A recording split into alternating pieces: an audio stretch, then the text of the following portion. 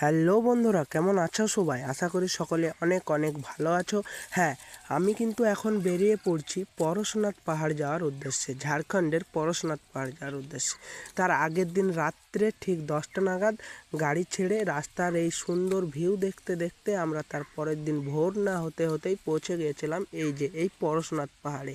হ্যাঁ, পাহাড়টির নিচ থেকে উপর অবধি মোট উচ্চতা ছিল 1100-300 কিলোমিটারের পারা। হ্যাঁ, তারপর কিন্তু এই পাহাড়ের গা বেয়ে আস্তে আস্তে এই রাস্তা দিয়ে হাঁটতে হাঁটতে উঠে গিয়েছিলাম এই মন্দিরের উপরের দিকে। এই সাইডেই কিন্তু ছিল একটি ছোট্ট ঝর্ণা।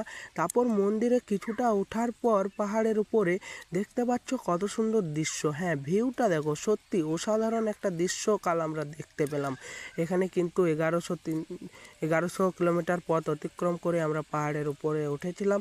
আর এদিকে কিন্তু সকল মন্দির দর্শন করে, হ্যাঁ, এই মন্দিরগুলো কার যেন সমস্ত কিন্তু বৌদ্ধদেবের মন্দির। এটাই কিন্তু সেই মেন মন্দির পরশনাথ পাহাড়। এই মন্দিরটা সত্যি খুব অসাধারণ লাগছিল। আর হ্যাঁ, মন্দিরের উপরের থেকে নিচের ভিউটা জাস্ট অসাধারণ, মনে হচ্ছিল মেঘের মধ্যে যেন আমরা আছি, মেঘের উপরে এই মন্দিরটা এতটাই সুন্দর লাগছিল। সত্যি কালকে মনটা কিন্তু সত্যিই খুব ভালো হয়ে গেল।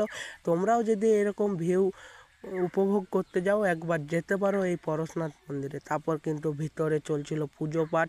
আমরাও কিন্তু সকলে মিলে যেয়ে ভগবানের দর্শন করে পুজো দিয়ে তারপর কিন্তু আবার বেরিয়ে পড়লাম আরেকটা অন্য মন্দিরে যাওয়ার উদ্দেশ্যে।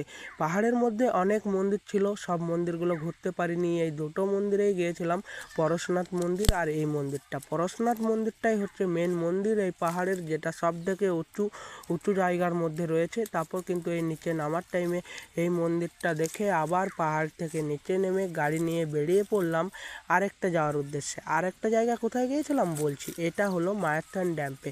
ওই রাস্তা হয়ে যেহেতু আসছিলাম তাই সকলে মিলে প্ল্যান করলাম এখান থেকেও ঘুরে যাই। এখানেও সুন্দর দৃশ্য, জলের ভিউ নিতে, অসাধারণ একটা জায়গার উপভোগ করতে আমরা কিন্তু চলে এসেছিলাম। তারপর কিন্তু সন্ধ্যা না হতে হতেই গাড়ি ছেড়ে দিল বাড়ি যাওয়ার উদ্দেশ্যে। হ্যাঁ, খুব মজা করেছি সকলে মিলে।